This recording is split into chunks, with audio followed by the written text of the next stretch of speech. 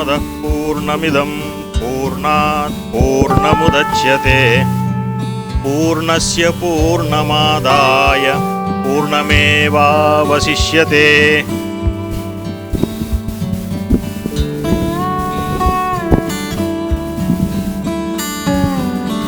Vasudeva.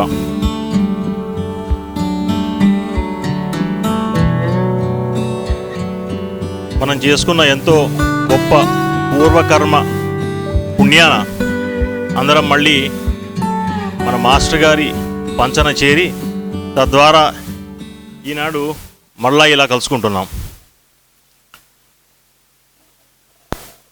Master గారు మనకు పెట్టినటువంటి భిక్ష ఏమైనా ఉందయ్యా అంటే, మనల్ని రుజుమార్గంతో నడిపించడంతో పాటుగా మనల్ని ఎంతో చక్కగా యోగ మార్గంలో తనంతటి వాణిగా తీర్చిదిద్దటానికి కంకణం కట్టుకున్నటువంటి వారన్నమాట. మాస్టర్ సివివి గారు ప్రణత నిజజనాన్ స్వాత్మతుల్యాన్ కరోతి అని ఏదైతే అన్నారో, అదే మిషన్ తన మిషన్గా మనకి మాస్టర్ గారు ఎన్నో గొప్ప గ్రంథాలని, వేద సంహితల యొక్క సారాన్ని చాలా చక్కటి వ్యావహారిక భాషలో, వ్యావహారిక తెలుగులో మనకి ఎన్నో పుస్తకాల ద్వారా అందించారు. అయితే మనం ఎన్ని ముచ్చట్లు చెప్పుకున్నా, భాగవత్ ధర్మాన్ని గురించి ఎంత చెప్పుకున్నా అది వ్యాసోచ్చిష్టమే అంటారు. అలాగా మనం చెప్పుకున్నది మన మాస్టర్ గారు ఉచ్చిష్టం అన్నమాట. మన మాస్టర్ గారు మనకి ఇచ్చినటువంటి పుస్తకాల్లో మనం అవకాశం దొరికినప్పుడల్లా ఏదో ఒక పుస్తకాన్ని తీసుకొని ముచ్చటించుకోవటం పరిపాటి ఆనవాయితీ.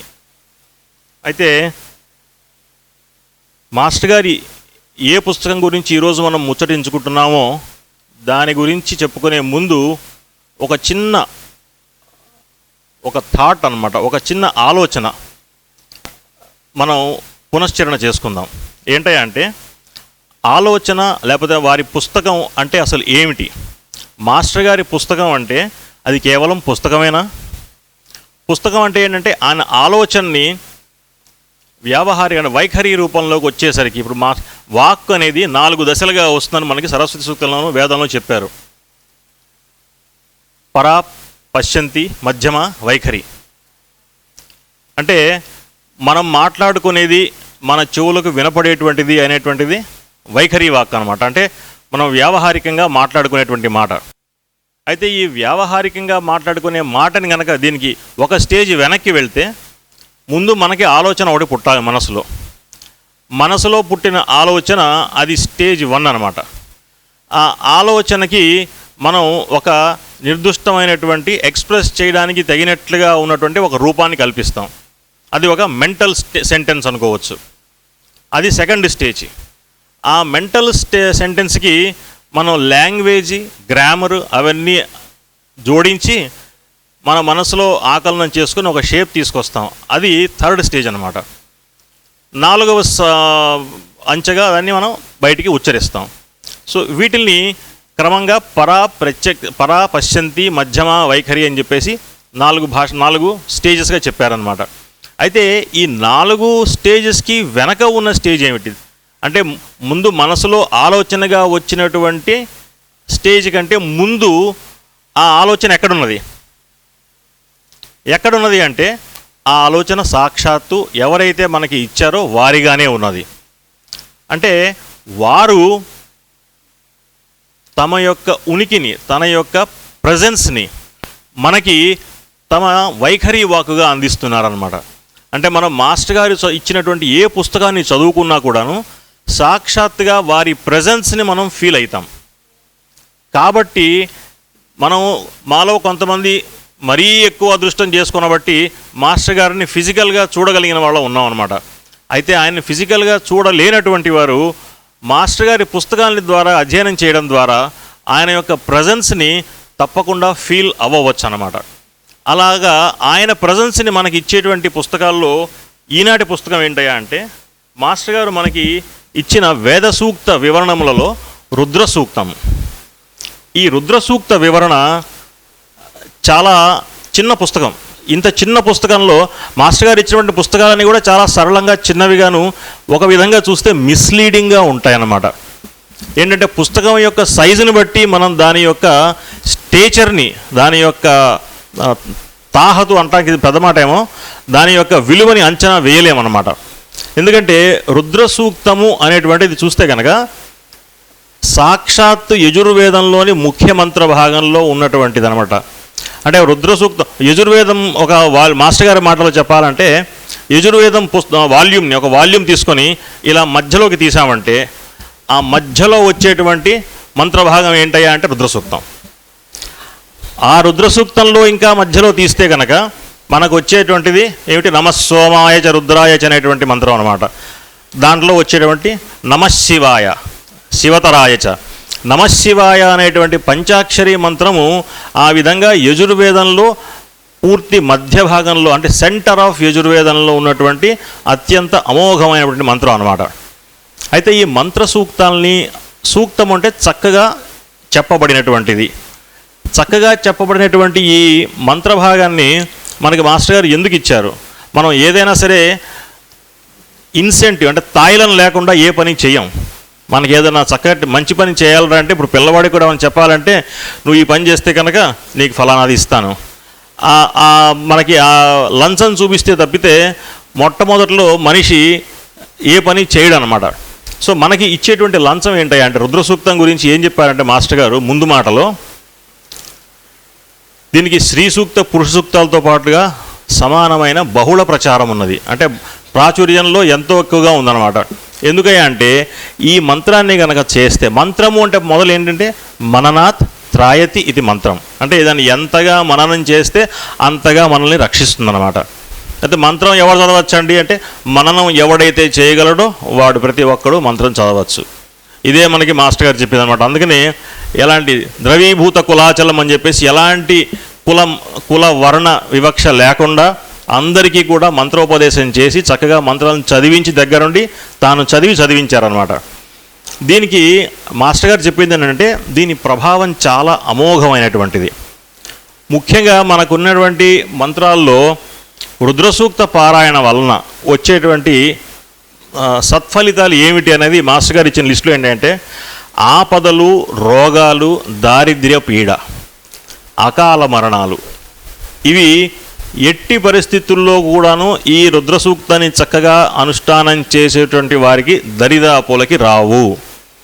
అది నిజమేనానండి? చాలామంది చదువుతున్నారు, చాలామంది గుళ్ళల్లో కూడా రుద్ర సూక్తం పారాయణ చేసేటువంటి పూజారులు వాళ్ళు ఉంటారు.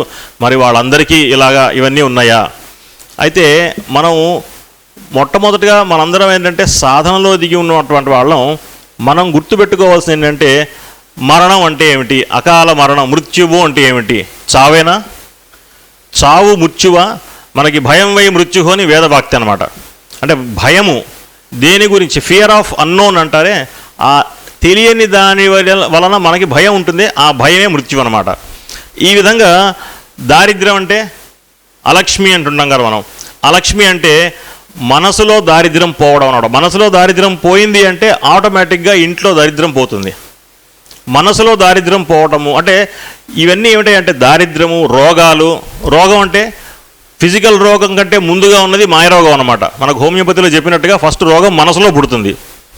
మనసులో పడ్డ రోగం కనుక దానికి సరైనటువంటి ట్వీకింగ్ జరిగితే కనుక ఫిజికల్గా ఉన్న రోగాలు వాటితో అవే సర్దుకుంటుంటాయి. అలాగా రుద్రసూక్త పారాయణ వలన ఆపదలు, రోగాలు, దారిద్ర్య పీడలు ఇవన్నీ పోవడం కాకుండా పూర్వకర్మ ఫలితాలు పోతాయి. పూర్వకర్మ ఫలితాలని రాహిత్యం చేసుకుంటాం. పూర్వకర్మ ఫలితము, పూర్వకర్మ రెండు వేరే వేరే.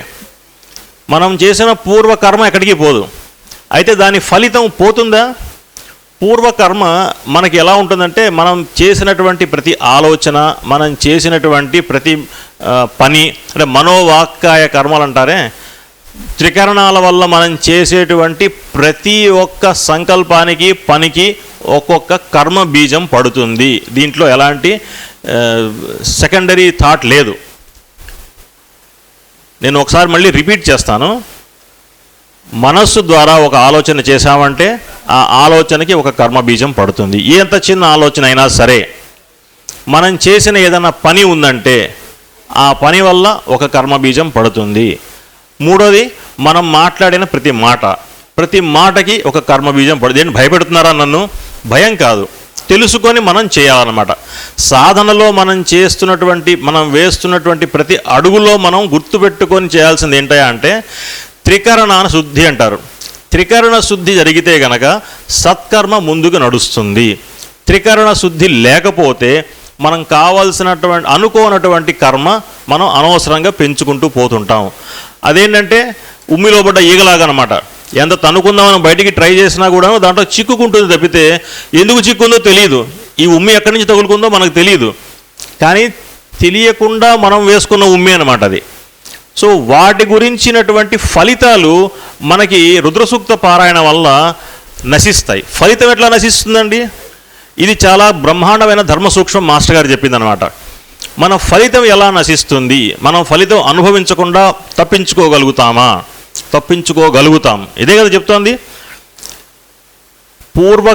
పూర్వజన్మ కర్మ ఫలితాల్ని రహితం నడుచుకుంటాం రుద్రోపాసన చేస్తే కనుక. ఎలాగా?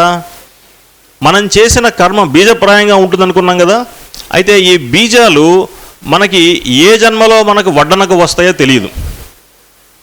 అంటే టైం అండ్ డేట్ కనుక కరెక్ట్ అయినటువంటి పరిస్థితులు వస్తే కనుక అది ఆ బీజం అంకురిస్తుంది అనమాట. అంకురించి దాని ఫలితం మనకిస్తుంది. రుద్రపారాయణ వల్ల ఏమవుతుందంటే ఆ ఫలితాలు చెడ్డ ఫలితాలు కనుక అయితే, మన సాధనకి అడ్డంకులు కలిగించేటువంటి ఫలితాలు అయితే అవి పోస్ట్ పోన్ అవుతాయి. పోస్ట్ పోన్ అవ్వడం వల్ల మనకు వచ్చే అవకాశం ఏంటి? అలా మన అడ్వాంటేజ్ ఏమిటి? పోస్ట్ పోన్ అయితే ఏమిటంటే మనం వాటి పట్ల మన రెసిస్టెన్స్ పెరుగుతుంది. అంటే ఒక అదాటన ఏదైనా విషయం జరిగితే మనం తట్టుకోలేకపోతామేమో, కానీ మనం కనుక దాని పట్ల ఉన్ముఖులమయ్యి దాని పట్ల సచేతనమై ఉంటే కనుక దాన్ని మనం రిసీవ్ చేసుకునేటువంటి కెపాసిటీ పెరుగుతుంది మనకి. ఆ పెరగటం వల్ల దాని యొక్క ఫలితం తాలూకా ఎఫెక్ట్ తగ్గిపోతుంది. ఎందుకంటే మనం ఆల్రెడీ మన మైండ్ కనుక ప్రిపేర్ అయి ఉందంటే కనుక మనకు ఫలితం అంటే అర్థం ఏంటి? ఫలితం అంటే మనసుకు కలిగించేటువంటి ఎఫెక్టే ఫలితం అంటారనమాట. ఇప్పుడు కష్టము సుఖము ద్వంద్వాలని అనుకుంటాం కదా మనం. కష్టము సుఖం అన్నీ ఏమిటి? ఇవన్నీ మన మనసులో కలిగేటువంటి కెమికల్ రియాక్షన్స్ మాత్రమే. మనకి జరిగేటువంటి కష్టము ఇంకొకటి సుఖం అవ్వచ్చు, ఇంకొకటి కష్టం మనకు సుఖం అవ్వచ్చు అనమాట. సో కష్ట సుఖాలన్నీ అందుకే అంత మిథ్య అనుకుంటాం కదా. వీటన్నిటికీ సంబంధించినటువంటి ఓరియంటేషన్, మెంటల్ ఓరియంటేషన్ మనకి రుద్రసూక్త పారాయణ వల్ల కరెక్ట్గా వస్తుందన్నమాట. అయితే రుద్రసూక్తాన్ని చాలామంది అనువదించారు. ఎందుకంటే ఇది అంత అద్భుతమైనటువంటి మహత్తరమైనటువంటి మంత్రభాగం కాబట్టి, పైగా వేదభాగము. దీన్ని అనువదించిన వాళ్ళు కోకొల్లలు అనమాట. ఎంతమంది అంటే చివరికి చాలామంది తెల్లవాళ్ళు కూడాను, మన మ్యాక్స్ ముల్లర్ ఇలాంటి వాళ్ళు ఏ దురుద్దేశంతో చేసినా కూడాను వాళ్ళు చేశారు. మాస్టర్ గారు కోట్ చేసింది కీత్ అండ్ గ్రిఫిత్ అనేటువంటి ఇద్దరు జోడీ అనమాట. ఒక ఐరిష్, ఒక ఇంగ్లీష్ సంస్కృత్ స్కాలర్స్ అనమాట. వీళ్ళు కూడాను దాన్ని అనువదించారు. అయితే వీళ్ళ అనువాదం ఎలా ఉంటుందంటే సరైనటువంటి అనుష్ఠానము, సరైనటువంటి సాధన, సరైనటువంటి చిన్నప్పటి నుంచి గైడెన్స్ లేకపోవడం వల్ల వీళ్ళు కేవలం దాన్ని ప్రతిపదార్థ తాత్పర్యాలు రాస్తారు తప్పితే వేదం తాలూకా ఇంపోర్ట్, దాని సారం మనకు అందించలేరు. ఎందుకంటే వేదము కేవలం అర్థాలతో చదువుకుంటే వచ్చేటువంటిది కాదు. మనకి మామూలుగా వేదంతో పాటుగా 6 వేదాంగాలను ఉంటాయి. మాస్టర్ గారు మనకి ప్రతిసారి చెప్పేది ఏంటంటే వేదాంగాల్ని ఒక్కొక్క వేదాంగము ఒక్కొక్క కీ అనమాట. అంటే వేదం యొక్క అనుభూతి మనకు అందాలి అంటే ఈ ఒక్కొక్క కీ, ఒక్కొక్క తాళం చెవిని యొక్క అధ్యయనం చేసి కొన్ని జన్మలు పడుతుంది ఒక్కోటి చేయడానికి. వాటి ద్వారా మనకి వేదం యొక్క కీ దొరుకుతుందన్నమాట. అలాంటిది వేదం యొక్క మంత్రార్థం తెలుసుకోవడంత మాత్రం చేత మనకి అర్థమవుతుందా? అది ఆ సారం అంటే నిస్సారమైన మనకి పదార్థం దొరుకుతుంది, ప్రతి పదార్థం దొరుకుతుంది తప్పితే. అందుకని మాస్టర్ గారు ఏమంటారంటే ఈ ఒక్కొక్కసారి అవుట్ ఆఫ్ కంటెక్స్ట్ కోటింగ్ అంటారే, దానివల్ల అంటే కంటెక్స్ట్ని విడిచి సందర్భోచితంగా కాకుండా అసందర్భంగా మనం ఈ అనువాదాలని కనుక తీసుకుంటే వాటి పట్ల ప్రజలకి చులకన భావం ఏర్పడే అవకాశం కూడా ఉంటుంది. అది జరగడం కోసమే ఈ ఇంగ్లీష్ వాళ్ళు చాలామంది వేదాల్ని మనకి అనువాదం చేసి ఇచ్చారనమాట. చేసి అనువదించి చూసారా దీని అర్థం ఇది ఇంత దరిద్రబద్ధంతో ఉంది కాబట్టి ఇదే మీరు చదివేది. అలా వాళ్ళు చెప్పడం మూలంగా మనం తెల్లతోల్ని ఎలాగైతే ఆరాధిస్తుంటామో వాళ్ళు చెప్పిన ఈ తప్పుడు మాటలను కూడా ఆరాధించి మనకు కూడా వేదం పట్ల చులకన భావం ఏర్పడేటువంటి పరిస్థితులు నడుస్తున్నాయన్నమాట. అందుకని నిజమైన భక్తులకి ఆనందం కలిగించాలంటే ఏం చేయాలి? మాస్టర్ గారు ఇంత చక్కటి సాక్షాత్ వేదమూర్తి కాబట్టి ఆయన ద్వారా మనకు వచ్చినటువంటి ఈ వేద అనువాదాన్ని మనం తీసుకొని చెప్పుకుంటే మనకి వేద సారము దాని ద్వారా దొరుకుతుందన్నమాట. అయితే ఇది దాని మాస్టర్ గారు ఏమంటారంటే నిజమైన భక్తులకి ఆనందం కలిగించేటువంటి వివరణ ఇవ్వడం ఉందే అది వారి ద్వారా వారిలో ఉన్న రుద్రమూర్తిని సాక్షాత్తు ఆరాధించటమే. అంటే ఆయన మనకి ఈ వివరణ ఇవ్వడం ద్వారా మనలోని రుద్రమూర్తిని ఆయన ఆరాధిస్తున్నట్లుగా ఆయన సాలోక్యం చెందుతున్నారు, సారూప్యం చెందుతున్నారు. మాస్టర్ గారు ఏమంటారంటే ముక్తి 4 అంచెలుగా వస్తుందట. సామీప్య, సాలోక్య, సారూప్య, సాయుజ్యాలు. అంటే మనం ఏ దేవతామూర్తిని అయితే మనం అర్చిస్తున్నామో ఫస్ట్ వాళ్ళకి దగ్గరగా వెళ్తా ఉంటాం, సమీపంలోకి వెళ్తా ఉంటాం కొన్నాళ్ళు కనుక సాధన చేస్తే. దాని తర్వాత వారి లోకం ఏదవుతుందో ఆ లోకంలోకి అంటే వాళ్ళ ఎన్వైరన్మెంట్లోకి ఎంట్రీ ఇస్తారు. ఆ తర్వాత వారి రూపంగా మనం మారుతూ ఉంటాం. వారి రూపంగా మారిన తర్వాత అందుకే ఇప్పుడు మనం చూస్తే జయ విజయలను చూస్తే సాక్షాత్తు విష్ణుమూర్తిలానే ఉంటారట వాళ్ళు. ఆయన లోకంతో పాటుగా ఆయన రూపంతో కలిసి ఉన్నారనమాట. దాని తర్వాతి అంచె ఏమిటయ్యా అంటే ఆయనకి సాయుధ్యం, ఆయనతో పాటుగా తాదాత్మ్యం ఇస్తారనమాట. ఇలాగా రుద్రసూక్త పారాయణ వల్ల మనకు వచ్చేటువంటిది ఏమిటయ్యా అని చెప్తారంటే మాస్టర్ గారు సారూప్యం వస్తుంది అంటారు. అంటే సామీప్యము, సాలోక్యము, సారూప్యము 3 చెప్తారు కదా. అంటే 3 అంచెలు దాటిస్తారనమాట. అంత గొప్ప అనేటువంటి పవర్ ఈ రుద్రసూక్తానికి ఉంది. రుద్రసూక్తంలో ఇంకోటి ఏంటంటే ఈ సృష్టి మొత్తాన్ని వేదం కనుక మనం చదువుకుంటే వేదంలో ఒక గమ్మత్తైన అంటే అండర్లయింగ్ కరెంట్ అంటారే, ఆ అండర్లయింగ్ కరెంట్ అంటే మనకి అంతర్లీనంగా ఉన్నటువంటి భావం ఒకటి, ఏది కంటిన్యూస్గా ఉన్న భావం ఏంటయ్యా అంటే సృష్టి మొత్తము ఒక యజ్ఞము.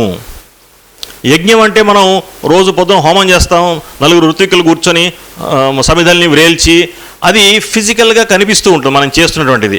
అయితే ఇది ఒక సింబాలిక్ యాక్ట్ అన్నమాట. ఒక సాంకేతికమైనటువంటి నిర్దిష్టమైనటువంటి రిపిటేషన్. మనకి సృష్టిలో ఏదైతే యజ్ఞం జరుగుతోందో ఆ యజ్ఞాన్ని మనం సృష్టి మొత్తాన్ని మనం ఆకలింపు చేసుకొని చూడలేము కదా. ఆ చూడగలగటానికి సృష్టిలో ఏం జరుగుతుందో మనం దాన్ని ఎనాలజీ అంటే మనం దాదాపుగా అంటే పోలికగా మనకు చూడాలి అంటే మనం చేసుకునేటువంటి సృష్టి ఈ యజ్ఞం అనమాట. ఈ సృష్టి యజ్ఞంలో రకరకాల పాత్రధారులు ఉంటారు, ఋత్విక్కులు ఉంటారు, యాజ్ఞికులు ఉంటారు, వీళ్ళందరూ మన అగ్నిని వేల్చే వాళ్ళు ఉంటారు. సో ఎవరెవరికైతే ఏ రిచువలిస్టిక్ రెస్పాన్సిబిలిటీస్ ఉన్నాయో అలాగా మన అందరికీ కూడా సృష్టి అనేటువంటి యజ్ఞంలో మనందరికీ కూడా మనకు సంబంధించినటువంటి కొన్ని డ్యూటీస్ ఉంటాయి. ఆ డ్యూటీస్ కనుక మనం సక్రమంగా నిర్వర్తిస్తూ ఉన్నామంటే మెల్లమెల్లగా మన ప్రమోషన్స్ వస్తుంటాయి, మనకి స్టేచర్ పెరుగుతుందన్నమాట. అంటే మనం మొదటగా చూస్తే సృష్టి యజ్ఞంలో మనకి ఖనిజాలు ఉంటాయి. ఖనిజంలో సుషుప్తి అవస్థలో ఉన్నటువంటి చైతన్యం ఉంటుందన్నమాట. ఆ సుషుప్తిలో నుంచి మెల్లగా కొద్దిగా మేలు కాంచి ప్లాంట్ కింగ్డమ్ అంటే మనకి మొక్కల్లోకి వస్తుంది. మొక్కల్లో చైతన్యం ఇంకొద్దిగా జాగృతమై ఉంటుంది.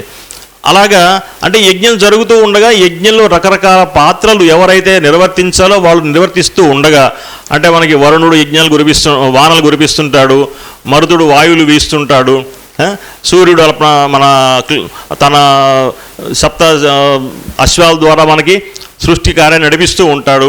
ఇలా వీళ్ళతో పాటుగా మిగతా మనకి తెలియక చాలామంది 33 రకాల దేవతా గణాలు ఉన్నారు కదా. ఈ అందరు గణాలు తమ తమ పరివారాలతో మనం సాంగ సపరివార సమేతం అని చెప్తాం కదా. సాంగ సపరివార సమేతంగా వీళ్ళందరూ ఏం చేస్తారంటే సృష్టి యజ్ఞాన్ని నిర్వర్తిస్తూ ఉంటారనమాట. అలా నిర్వర్తిస్తూ వాళ్ళతో పాటుగా మనం కూడా సృష్టి యజ్ఞంలో భాగమే. మన సృష్టి యజ్ఞంలో మన భాగాన్ని మనం సరిగ్గా తెలుసుకొని ముందుకు గనక నడిచామంటే సృష్టిలో మనం కూడా దేవతా స్వరూపాలుగా మెల్లిమెల్లిగా ముందుకు వృద్ధి చెందుతాం అనమాట. అలా దేవతా స్వరూపాలుగా మారటమే మనం ఆరాధించే దేవత యొక్క సారూప్యం చెందటం అనమాట. ఆ సారూప్యం చెందేటువంటి అవకాశం మనకి రుద్ర సూక్త పారాయణ వల్ల వస్తుంది అని మాస్టర్ గారు బల్లగుద్ది చెప్తున్నారనమాట.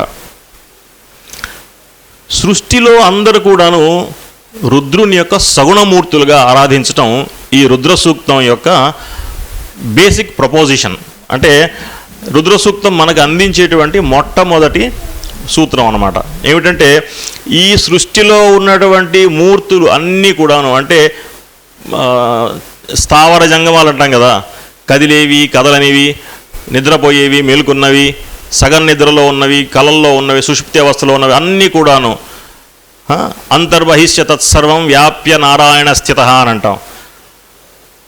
అనంతం అవ్యయం కవిగం సముద్రేంతం విశ్వశంభవం. శంభవుడు అంటే ఎవరు?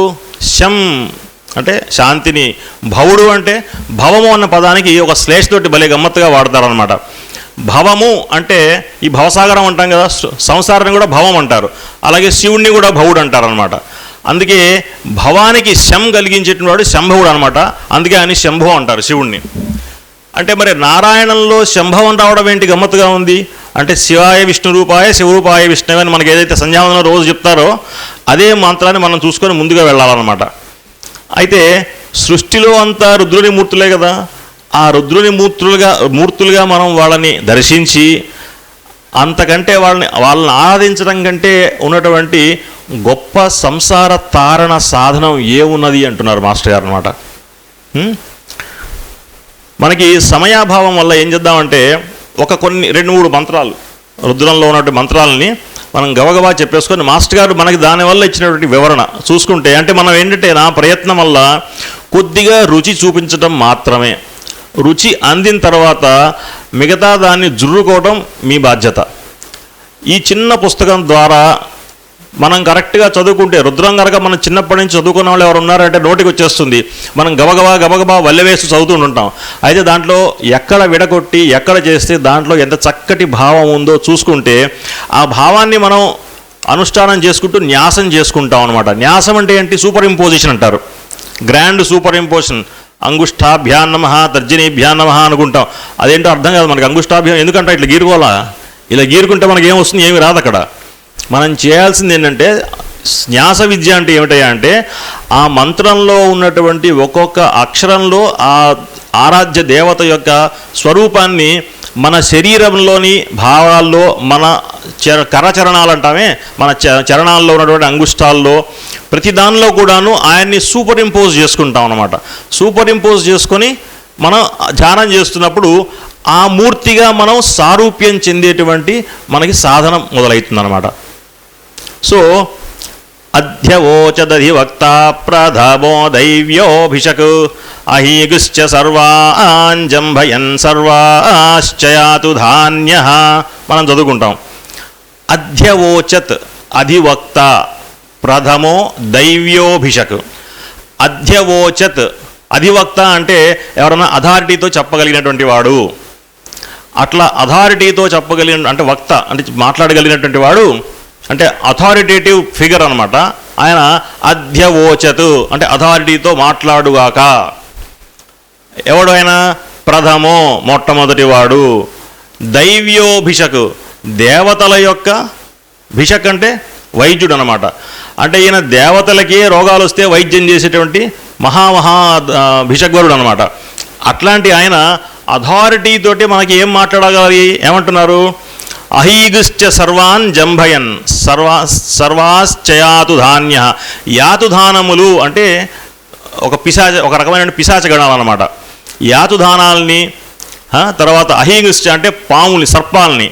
సర్పములు యాతుధానములు అంటే వాటికి ఎగ్జాక్ట్ ఫిజికల్ మీనింగ్ చూసుకుంటే మనకి ఏవో విషకీటకాలు, తర్వాత చీడలు పీడలు అన్నట్లుగా వస్తుంది. వాటితో పాటుగా మనకి మన అంతర్లీనంగా మనలో ఉన్నటువంటి సర్పాలతో పోల్చదగినటువంటి గుణాలు, మనలో ఉన్నటువంటి చాలా డిటెస్టబుల్ అంటే ఎంతో మనం చీత్కరించుకోదగినటువంటి గుణాలు ఉంటాయి. అద్దంలో చూసుకుంటే మనకు తెలుస్తుంది మనకి ఏ లక్షణాలు అవేవో. మనం వేరే గురించి ఎగ్జాంపుల్స్గా కూడా చెప్పుకోని అవసరం లేదు. ఇట్లాంటి వాటన్నిటిని కూడాను జంభయన్ ఆయన మింగేయాలి, నోట్లో వేసుకొని మింగేసుగాక. యాతే రుద్రశివా తనూరఘోరా పాపకాశిని తయానస్తనువా శంతమయా గిరిశంతాభిచాకసీః.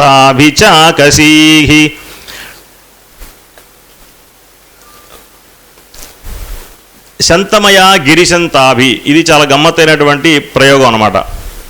శంతమయ, శం అంటే శంతమయ అంటే నిద్రిస్తున్న వాళ్ళు, గిరిశంతాభి, గిరి అంటే వాక్ అనమాట. ఒక విధంగా ఇంకొక భాష, ఇంకొక ప్రతిపదార్థం ఏంటంటే, ఇంకొక పదాంతరం ఏంటంటే కైలాసం, గిరి అంటారు కదా, కొండ. గిరిలో నివాసం ఉన్నటువంటి శివుడు, అలాగే మన వాక్కులో కూడా నివాసం ఉన్నటువంటి శివుడు అనమాట. ఈ వాక్కులో నివాసం ఉండి నిద్రిస్తున్నటువంటి శివుడు గిరిశంతాభి చాకసీహి. మనం మాట్లాడుకునేటువంటి, అంటే మన మాటల ద్వారా ఇంకొకళ్ళని మనం ఎట్టి పరిస్థితుల్లో కూడాను తూలనాడకూడదు. మన మాటల వల్ల ఎలాంటి ములుకులుగా ఎదుటివాడికి తగలకూడదు అనమాట. అలా తగలకుండా ఉండాలంటే మన వాక్కులో స్వామివారు, పడుకున్నటువంటి స్వామివారు మేల్కాంచి ఎదుటివాడిలో ఉన్నటువంటి, అంటే మనం you need to appeal to the other persons mind, అది వీరి ద్వారా జరుగుతుందన్నమాట. నమస్తే రుద్రమన్యవ ఉతోత ఇషవే నమః, నమస్తే అస్తు ధన్వనే బాహుభ్యాం ఉతతే నమః. రుద్రమన్యవ, మన్యువు అంటే కోపం ఒక పదంలో, ఒక అర్థంలో. అలాగే మన్యువు అంటే ఒక రకమైన శక్తి, అంటే డైనమిజం అనేటువంటిది. డైనమిక్ పర్సన్స్, రజోగుణ ప్రధానంగా ఉన్నటువంటి వాళ్ళు కోపదారులుగా కూడా ఉంటారు. అంటే కోపాన్ని సరిగ్గా కంట్రోల్ చేసుకుంటే అది ఒక రకమైనటువంటి శక్తి అన్నమాట.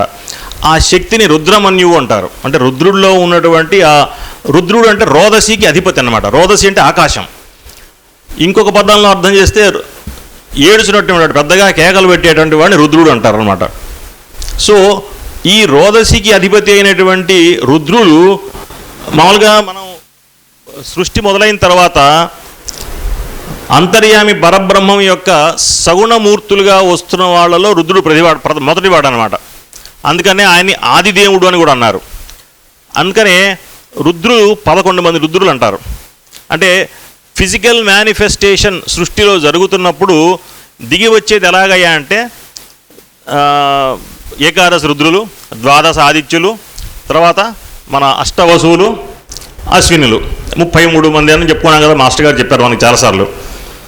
ఈయన ప్రత్యక్షమూర్తులు ఎవరైతే ఉన్నారో స్వామివారికి, వాళ్ళల్లో మొదటివాడు అనమాట.